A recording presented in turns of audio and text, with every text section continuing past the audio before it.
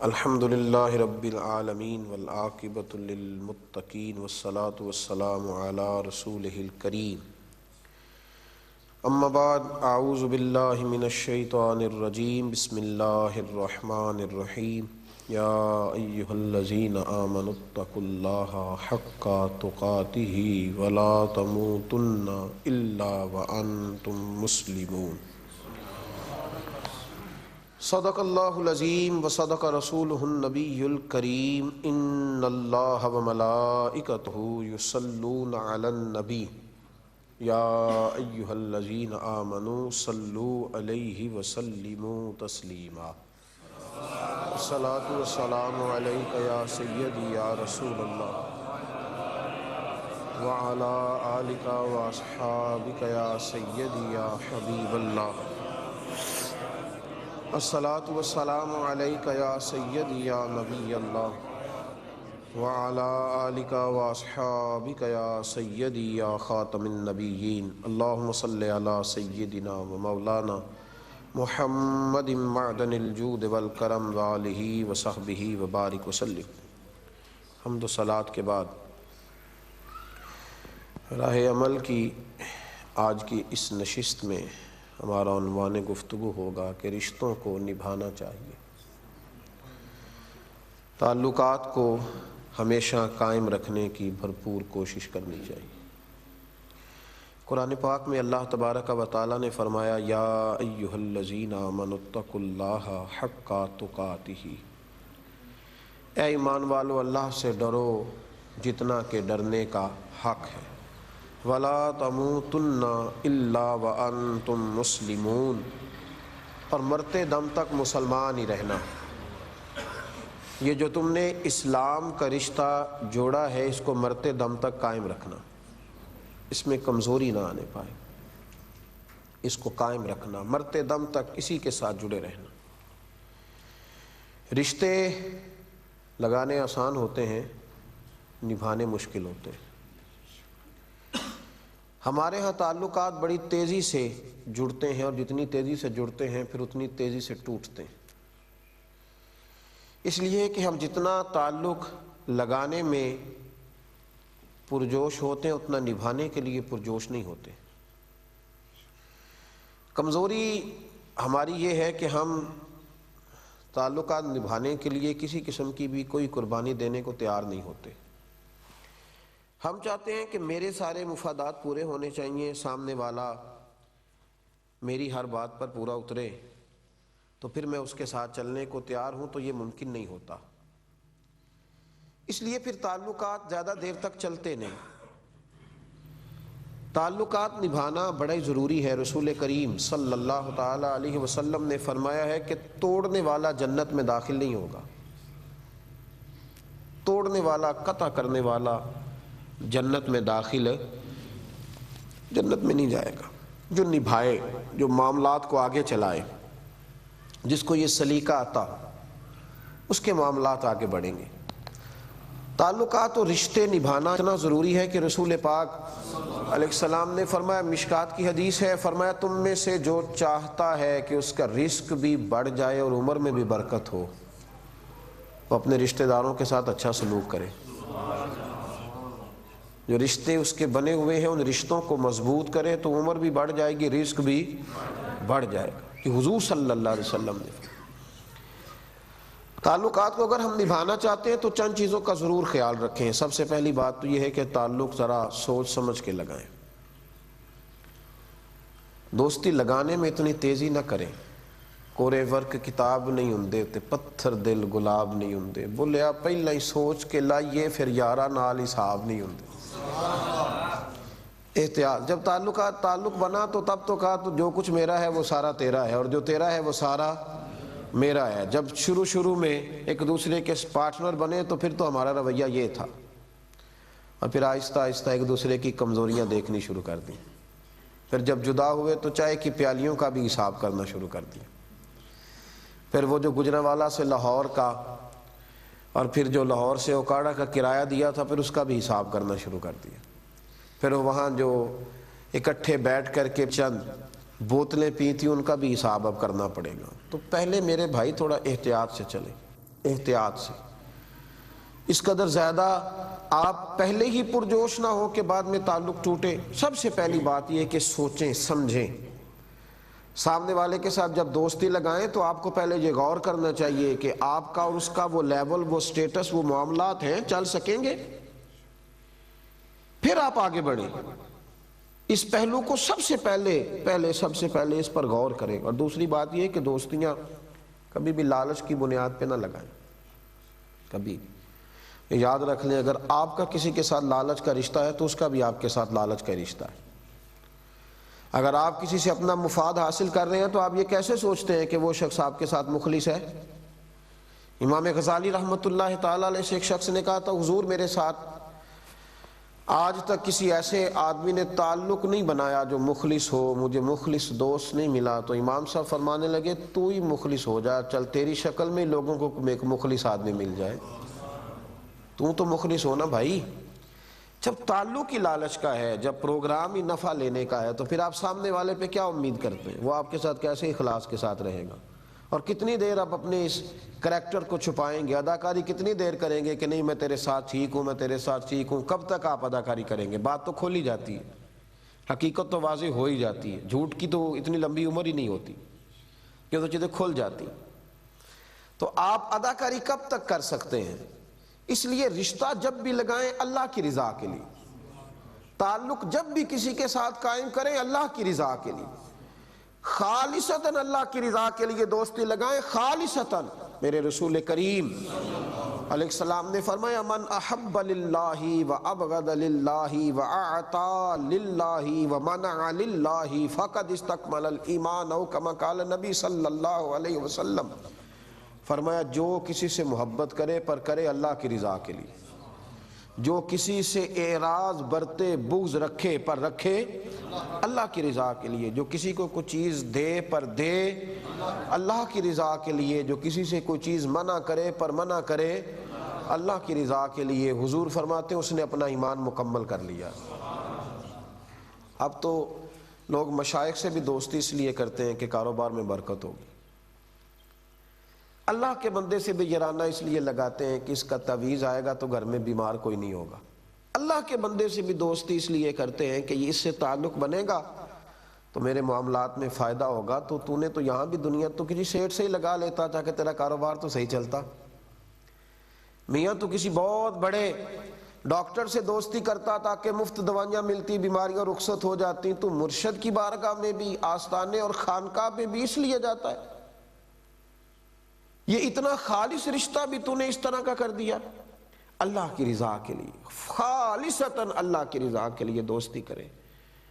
بندوں کے ساتھ جب بندے دیکھ کے رشتے لگائے جاتے ہیں تو وہ زیادہ طول نہیں پکڑتے، اور جب بندے اور بندے کے درمیان رب ہوتا ہے تو پھر رشتوں کو دوام ملتا ہے، پھر ان میں وسعت آتی، پھر وقت کے ساتھ ساتھ محبتیں بڑھتی ہیں، پھر وقت کے ساتھ ساتھ اس میں ترقی ہوتی ہے۔ شرط یہ ہے کہ رضا اللہ تعالیٰ، تو رشتہ آپ کا مضبوط ہوگا۔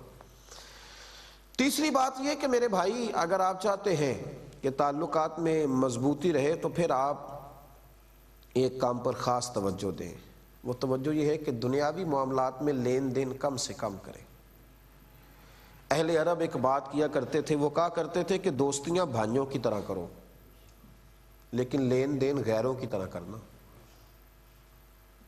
دوستیاں بھائیوں کی طرح اور لین دین غیروں کی طرح لین دین کرنا، وہ بغیر دریغ پیسہ لٹانا اور لینا، تو بڑی جلدی کہنا کہ میں تیرے ساتھ شراکت داری کرتا ہوں تو میرے ساتھ شراکت داری کر۔ یہ دولت جہاں بھی آتی ہے یہ تکلیف لاتی ہے، مالی معاملات جہاں بھی آتے ہیں یہ گمبھیر ہو جاتے ہیں۔ تو کوئی ضروری تو نہیں کہ پیسے کے لین دین سے ہی محبت بڑھے گی، چاہتے بھی تو محبت کو بڑھایا کرتی ہیں۔ لین دین احتیاط کے ساتھ کریں، کبھی بھی درمیان میں لین دین کے معاملات نہ لائیں، یہ چیزیں بہت زیادہ رنجیدہ کر جاتی ہیں۔ دولت ایک ایسی چیز ہے جو جہاں آتی ہے تو فساد بھی ساتھ آتا ہے۔ حضرت عمر فاروق رضی اللہ تعالیٰ عنہ کے زمانے میں بہت زیادہ مال آنے لگا، آسانی ہونے لگی، بحرین سے ڈھیروں مال آیا تو حضرت عمر رو پڑے مال کے آنے پر۔ کچھ لوگوں نے کہا کہ حضور اللہ کا شکر ادا کرنا چاہیے تھا۔ حضور سید عالم صلی اللہ علیہ وسلم کے زمانے میں بظاہر اسلام پر غربت رہی، جناب صدیق اکبر کے زمانے میں غربت رہی، آپ کے زمانے میں تو اللہ نے آسانی دی ہے، آپ شکر ادا کریں تو آپ رو رہے ہیں۔ جناب عمر فاروق فرمانے لگے تم اس مال کی حالت کو نہیں جانتے، یہ جہاں آتا ہے فساد بھی ساتھ لاتا ہے، یہ جہاں آتا ہے فتنہ بھی ساتھ لاتا ہے، یہ جہاں آتا ہے لالچ بھی ساتھ لاتا ہے۔ لوگ تو ماں باپ کی خدمت اس لیے کرتے ہیں کہ یہ ذرا کچھ چیک میرے نام کے الگ سے کاٹ دے گا۔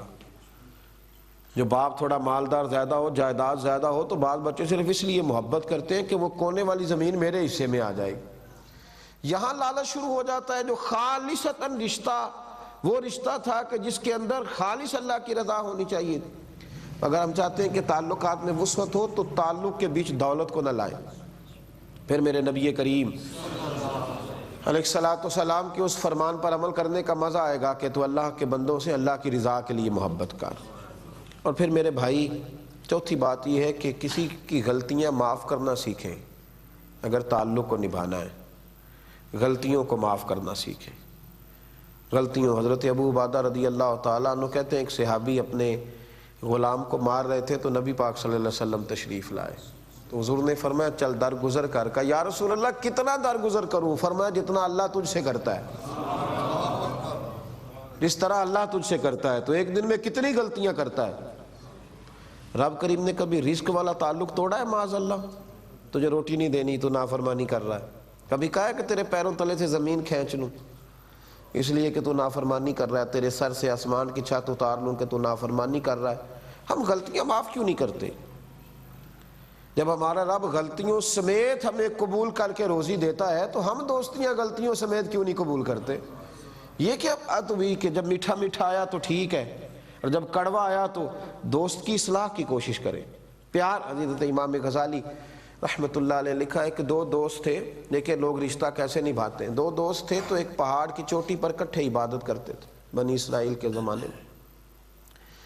ایک دوست کھانا لینے کے لیے گیا، افطار کا سامان لینے، تو وہاں کسی عورت کے چکر میں الجھ گیا۔ اس نے اپنی طرف بلا لیا، گمراہ ہو گیا، حالات بگڑ گئے، اس کے پیچھے بھاگنے لگا۔ اب لوگ اس کے دوست کو آ کے کہنے لگے کہ تو اعلان کر دے میرا کوئی تعلق نہیں ورنہ تم بھی بدنام ہو جائے گا، فٹافٹ بول دے میرا کوئی تعلق نہیں، اس لیے کہ تم دونوں کو لوگ صوفی اور درویش جانتے تھے، اب چونکہ وہ غلط ہو گیا ہے تو اب اعلان کر فٹافٹ کہ میرا اور اس کا کوئی تعلق نہیں، تاکہ لوگ تجھے نیک جانے اور اسے چھوڑ دیں۔ تو وہ رب کریم کے بندے تھے، انہیں نبھانا آتا تھا۔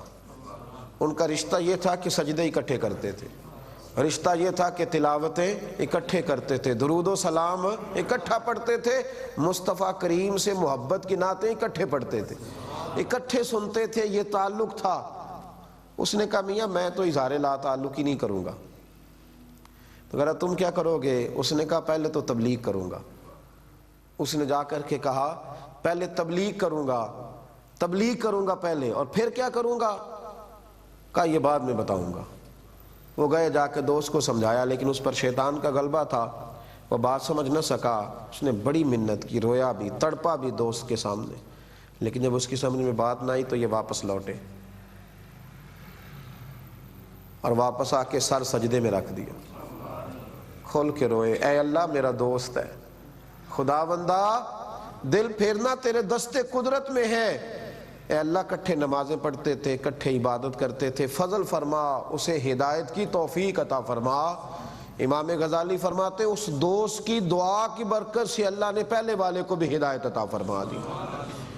بس وہ تھوڑا سا غلط ہو گیا تو میرا کوئی رشتہ نہیں رہا، بھائی اس کی اصلاح کی جائے گی، اس کو ٹھیک کیا جائے گا، اس کو درست کیا جائے گا، جہاں کمزوری پائی جاتی ہے وہ کمزوری دور کی جائے گی، لیکن قطع تعلق نہیں کیا جائے گا۔ میرے نبی کریم علیہ الصلوۃ والسلام نے جو کہا کہ اللہ کی رضا کے لیے دوستی، تو پھر اللہ کے سکے کی بارگاہ سے دعا کی جائے گی دوست کی ہدایت کے لیے۔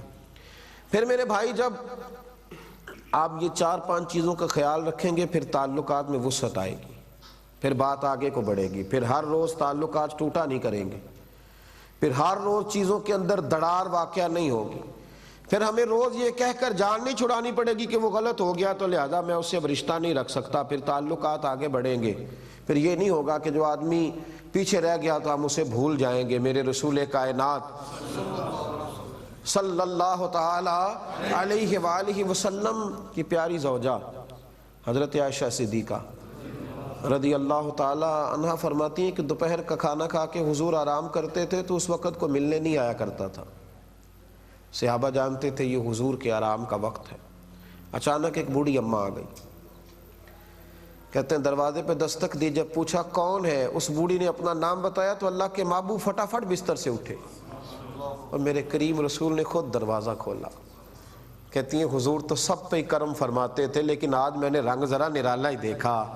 حضور نے اس بوڑھی کو بٹھایا بھی، نبی پاک نے اسے کھانا بھی دیا، کھجوریں بھی دی، وہ باتیں کرتی تو حضور سنتے۔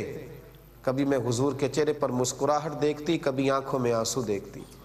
یہ رنگ میں نے نرالا دیکھا، یہ انداز میں نے انفرادی دیکھا، یہاں میں نے تھوڑا سا آج نبی پاک صلی اللہ علیہ وسلم کو زیادہ محبت کرتے دیکھا، دلچسپی کے ساتھ اس خاتون سے باتیں کرتے دیکھا۔ حضرت عائشہ صدیقہ رضی اللہ تعالیٰ عنہ کہتی ہیں اپنی مرضی سے وہ بوڑھی اٹھیں، رخصت ہوئیں تو حضور نے کئی تحائف بھی عطا فرمائے، اور جب وہ خاتون چلی گئیں تو میں قریب گئی، میں نے کہا یا رسول اللہ صلی اللہ علیہ وسلم، آپ کی رحمت کی برکت تو ہر وقت ہی برستی ہے، آپ کے کرم کا بادل تو ہمہ وقت ہی حضور چھایا رہتا ہے، پر آج میں نے رنگ نرالا دیکھا ہے۔ یہ خاتون کون تھی جس کے ساتھ آپ نے اتنی محبت کی؟ تو میرے مصطفیٰ کریم علیہ السلام نے فرمایا عائشہ یہ میری پہلی زوجہ سیدہ خدیجہ الکبریٰ کی سہیلی تھی، یہ حضرت خدیجہ کی سہیلی تھی۔ فرمایا جب ہم مکے میں رہا کرتے تھے تو یہ خدیجہ کے پاس آتی تھی، یہ بیچاری غریب تھی تو خدیجہ اسے کھانا کھلاتی تھی، خدیجہ اس کی بات سنتی تھی، اس کا دکھ سنتی تھی، اس کے ساتھ محبت کرتی تھی۔ آج جب یہ آئی ہے تو میری پرانی ساری یادیں تازہ ہو گئی، ساری باتیں۔ میں نے اسے اسی طرح وقت دیا ہے جس طرح خدیجہ دیا کرتی تھی، میں نے اس کا اسی طرح خیال رکھنے کی کوشش کی ہے جس طرح خدیجہ رکھتی تھی۔ اور پھر حضور علیہ السلام نے بات یہاں ختم کی، فرمایا غصن العہد من الایمان، تعلقات کو صحیح طریقے سے نبھا دینا یہ بھی ایمان کا حصہ ہے، یہ بھی ایمان کا حصہ ہے۔ صحیح طریقے سے تعلقات کو نبھانا، اچھے طریقے سے پانی پرن سہیلیاں رنگا رنگ کڑے، پر اسی تے پڑیا اس دا جانیے جس دا تو پڑیا اس دا جانیے جس دا پڑیا اس دا جانیے جس دا توڑ چڑھے۔ ایسی دوستی جو پھر نبھا دی جائے، پھر ایسا نہ ہو کہ آج تعلق یہاں تھا تو کل تعلق وہاں ہے تو اب یہاں ہے تو پرسوں پتہ نہیں کہاں ہوگا۔ یہ والا رشتہ نہیں، یہ کمزور لوگوں کا طریقہ ہے، یہ کمزور لوگوں کا طریقہ ہے، یہ چھوٹے لوگوں کا طریقہ ہے، یہ ان کا طریقہ ہے جنہیں کسی کے ساتھ بھی نبھانا نہیں آتا۔ ہماری آج بہت ساری دوستیاں پرانی ہو جاتی ہیں، نئے دوستوں کی تلاش میں لوگ نکل، یہ کمزور لوگ ہیں، یہ ظرف کے چھوٹے ہیں، یہ حوصلے کے کمزور ہیں، یہ لب و لہجے کے دھیمے ہیں، ان کو حسن مروت نہیں آتا، انہیں محبت نہیں آتی، انہیں پیار نہیں آتا، انہیں خلوص کا وہ درجہ حاصل نہیں ہے، اس لیے روز نیا گھر تلاش کرتے ہیں، ورنہ جن کے اندر ذوق تھا ان کا تو ایک ہی دروازہ تھا، اسی سے گزرا کرتے تھے، اسی میں رہا کرتے تھے، اسی سے پیار کرتے تھے، اسی کو دیکھا کرتے تھے، اسی کی چاہت میں سویا کرتے تھے، اسی کو رات خواب میں دیکھا کرتے تھے، اسی کے جلووں میں رہتے تھے، اسی کے ساتھ ان کی محبت رہتی تھی۔ لیکن یہ جو زمانہ آیا ہے اس میں کمزور لوگ، کمزور رشتے، ٹوٹتے بکھرتے نظریات، نبی کریم سید عالم صلی اللہ تعالیٰ علیہ وسلم نے رشتے اور ناطے نبھانے کو کہا۔ حضرت عمر فاروق رضی اللہ تعالیٰ عنہ کے صاحبزادے حضرت عبداللہ ابن عمر رضی اللہ تعالیٰ عنہ، امامہ لیا ہے، نیا خریدا ہے، گھوڑا لیا ہے نیا، جو سمجھ لیں کہ نئی گاڑی لی، نیا لباس پہنا، گھوڑے پہ سوار ہوئے، گھر سے نکلے، اور بڑی خواہش تھی کہ نیا لباس لوں گا اور نیا گھوڑا لوں گا۔ پہلے دن باہر نکلے تو ایک بوڑھے آدمی کو آتے دیکھا، بیچارے کے سر پہ پھٹی ہوئی ٹوپی ہے، پیدل اور ننگے پاؤں وہ بزرگ سفر کر رہے ہیں۔ حضرت عبداللہ ابن عمر رضی اللہ تعالیٰ عنہ جھٹ سے گھوڑے سے اترے، غلام بھی ساتھ تھا، اپنا امامہ اتار کے بھی اس بوڑھے کو دے دیا، اور گھوڑے کی لگام بھی اس بوڑھے بزرگ کے ہاتھ میں دے دی، اور خود جب پیدل چلنے لگے تو غلام کہنے لگا حضور سمجھ نہیں آئی یہ بزرگ کون تھے، ذرا رویہ دیکھیے گا، ذرا رشتہ دیکھیے گا، یہاں تو چچا بھی بیگانہ ہو جاتا ہے، ماموں بھی بیگانہ ہو جاتا۔ یہ کون تھے جن کے ساتھ آپ نے اس طرح کا رویہ اختیار کیا؟ تو میرے نبی کریم علیہ السلام کے صحابی حضرت عبداللہ ابن عمر کہنے لگے یہ کوئی عام بزرگ نہیں تھے جنہیں میں فٹافٹ گھوڑا بھی دے آیا ہوں اور پگڑی بھی دے آیا ہوں، یہ عام نہیں تھے، یہ میرے والد حضرت عمر فاروق کے دوست تھے۔ تو میرے ابا نے جو تعلق لگایا تھا کہ اسے نبھاؤں نہ، جو میرے والد نے رشتہ لگایا تھا اسے توڑ دوں، رستے میں رہنے دوں، یہ میرے ابا کے دوست تھے۔ تو میرے والد کا دوست پیدل چلے اور ننگے پاؤں چلے اور بغیر پگڑی کے چلے اور میں پگڑی باندھ کے گھوڑوں پہ سفر کروں، یہ ان کا یہ تعلق تھا۔ یہ حضرت ام ایمن رضی اللہ تعالی عنہا، یہ میرے رسول پاک علیہ الصلاۃ والسلام کی رضائی والدہ بھی ہیں، آپ کے والد کی کنیزہ بھی ہیں۔ ایسا بھی کبھی ہوتا ہے کہ گھر کی کنیزوں سے بھی لوگ رشتے نبھائیں، گھر میں کام کرنے والی موسی کے ساتھ بھی لوگ پیار کریں، گھر کی خادمہ کے ساتھ بھی تعلق رکھا جائے، ایسا بھی ہوتا ہے۔ ہاں کچھ گھروں میں ایسا ہوتا ہے کہ گھر میں کام کرنے والے کا وہی درجہ ہوتا ہے جو ماں کا ہوتا ہے۔ ہاں کچھ ہیں ایسے گھر جن کے اندر گھر کا جو ملازم ہوتا ہے وہ گھر کی مشاورت میں شامل ہوتا ہے، اسے اعزاز دیا جاتا ہے۔ اور میں کہا کرتا ہوں کہ جس آدمی کو، جس ملازم کو عزت ملنے لگے نا، اس کا تھوڑی تنخواہ میں بھی گزارا ہونے لگ جاتا ہے۔ جس کو وقار ملنے لگ جائے نا، وہ تھوڑے پیسوں میں بھی خوشحال زندگی گزارتا ہے، اس لیے کہ وہ سمجھتا ہے میرا قد کاٹھ اونچا ہو گیا۔ میرے رسول کریم علیہ الصلاۃ والسلام نے اپنے سارے ذاتی معاملات حضرت بلال حبشی کے ذمہ لگا دیے تھے۔ گھر کے ذاتی معاملات، پرسنل سیکرٹری بولتے ہیں ہم، حضرت بلال کے ذمہ تھے۔ وہ حضور کے نام پر قرض اٹھا بھی لیتے تھے، دے بھی دیتے تھے۔ نبی پاک صلی اللہ تعالیٰ علیہ وسلم کے مہمانوں کی خدمت بھی کرتے تھے۔ میرے اسا فرمایا کرتے تھے سیدنا بلال وہ دروازہ تھے کہ جس دروازے سے جو گزرتا تھا سیدھا جلوہ والضحیٰ ہی دیکھا کرتا تھا۔ تو یہ اعزاز دیا، حضور نے اس رشتے کو نبھایا، یہ تعلق بنایا نبی پاک صلی اللہ علیہ وسلم۔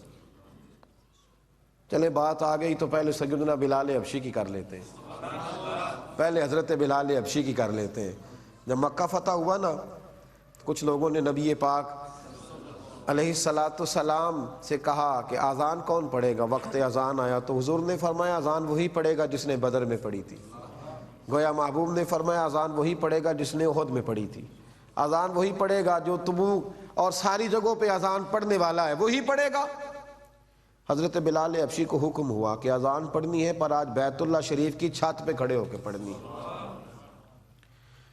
کچھ لوگوں کو خیال آیا کہ یا رسول اللہ صلی اللہ علیہ وسلم، کان میں بات کی حضور کے، یا رسول اللہ صلی اللہ تعالیٰ علیہ وسلم، اہل مکہ قریش تو آج ویسے بھی ماری گئے ہیں، ختم ہی ہو گئے ہیں، آج تو کمر ٹوٹ گئی، آج تو ان کے اقتدار سارا ختم ہو گیا، تو حضور حضرت بلال کو کعبے کی چھت پہ دیکھیں گے تو اور زیادہ پریشان ہو جائیں گے، حضور آج کسی اور کی ڈیوٹی نہیں لگ سکتی؟ میرے محبوب نے فرمایا نہیں، اگر تپتے ہوئے صحراؤں پہ یہ پڑھتے رہے، اگر پتھر کھا کے روڑے کھا کے یہ پڑھتے رہے، تو آج اگر اللہ شان عطا کرے فتح دے تو کوئی اور پڑھے؟ کوئی نہیں پڑھے گا، بلکہ گورے پیارے سردار میٹھے سارے نیچے کھڑے رہیں گے۔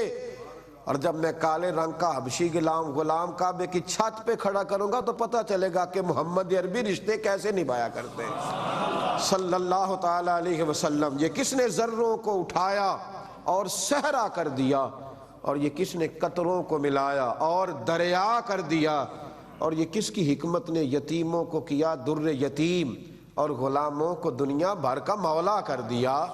فرمایا میں آج دکھاؤں گا کہ میں تعلقات کیسے نبھایا کرتا ہوں۔ میرے نبی کریم علیہ السلام حضرت ام ایمن سے بڑی محبت فرمایا کرتے، نبی پاک صلی اللہ علیہ وسلم ہر ہفتے ان کے گھر جاتے، چونکہ انہوں نے حضور کو دودھ پلایا، انہوں نے حضور کے گھر میں خدمت کی، نبی پاک صلی اللہ تعالی علیہ وآلہ وسلم کی اماں کی خدمت کی، حضور ہر ہفتے تشریف لے جاتے، پیار کرتے، محبت کرتے۔ رسول کریم علیہ الصلاۃ والسلام نے وصال ظاہری فرمایا، جناب ام ایمن کہتی ہے میں گھر میں بیٹھ کے رونے لگی، اب کون آئے گا میری خبر لینے؟ حضور نے تو وصال فرمایا، مجھ غریب اور مجھ بوڑھی کا کون خیال رکھے گا؟ فرماتی میں رو ہی رہی تھی کہ میرے دروازے پہ دستک ہوئی، اور جب میں نے اٹھ کر کے دروازہ کھولا تو حضرت ابو بکر صدیق اور عمر فاروق دونوں کھڑے تھے، اور کہنے لگے اماں فکر نہیں کرنی، ہم ہر ہفتے آیا کریں گے، وہ جو رشتہ مصطفیٰ کریم نے بنایا ہے، ہم جب تک موجود رہیں گے اس رشتے کو نبھاتے ہی رہیں گے، ہم اس رشتے کو وسعت دیتے رہیں گے، ہم ان تعلقات کو آگے لے کر کے چلیں گے، ہم اس کے اندر رعنائی لائیں گے، خوبصورتی لائیں گے۔ ہم لوگ، یہ بات صحیح ہے کہ کچھ وقت جب گزرتا ہے تو سامنے والے میں ہمیں پھر وہ خوبیاں زیادہ نہیں نظر آتی جو شروع میں نظر آتی ہیں۔ ظاہر ہے انسان پرانا بھی ہوتا ہے، اینک کے شیشے کبھی کبھی میلے بھی ہوتے ہیں، کبھی کبھی ٹوٹ بھی جاتے ہیں۔ آپ کو پتہ ہے کوئی چیز کہیں پڑی رہے تو اس پر تھوڑی بہت گرد بھی پاڑی جاتی ہے، لیکن میرے بھائی کبھی یہ تو نہیں نہ ہو سکا کہ انسان کی آنکھوں پہ گرد پڑے تو وہ آنکھیں بدلنے نکل جائے۔ یہ تو نہ ہوا کبھی کہ چہرے پہ گرد پڑے تو انسان کہے کیا مجھے چہرہ بدل لینا چاہیے۔ یہ تو نہیں نا کبھی ہوا کہ کپڑوں اور وجود کو مٹی لگ جائے تو انسان کہے کہ اب میں وجود بدل لوں۔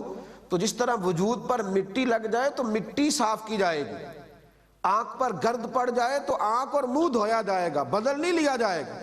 اسی طرح اگر رشتوں میں کمزوریاں آئیں گی تو کمزوریاں دور کی جائیں گی، رشتے اور تعلقات توڑ نہیں دیے جائیں گے، ان کو ختم نہیں کر دیا جائے گا، قطع تعلق نہیں کیا جائے گا، ایک دوسرے کی طرف سے منہ پھیر نہیں لیا جائے گا، ایک دوسرے کی طرف سے اعراض نہیں برتا جائے گا۔ یہ نہیں ہوگا کہ اب سالوں کی جد و جہد مٹی میں ملا دی جائے، اب صدیوں کا رشتہ گرا دیا جائے۔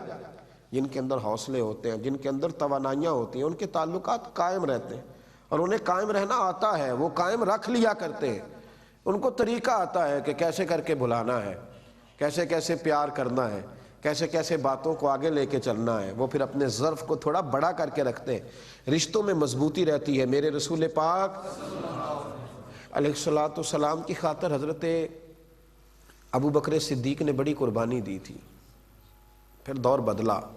ایک وہ وقت تھا جب اکیلے حضرت صدیق اکبر ہی ساتھ ہوتے تھے، سب سے پہلے کلمہ پڑھا، پھر دور بدلا۔ اذا جاء نصر اللہ والفتح وَرَأَيْتَ النَّاسَ يَدْخُلُونَ فِي دِينِ اللَّهِ أَفْوَاجًا، پھر فوجوں کی فوجیں آئیں، حالات بدل گئے۔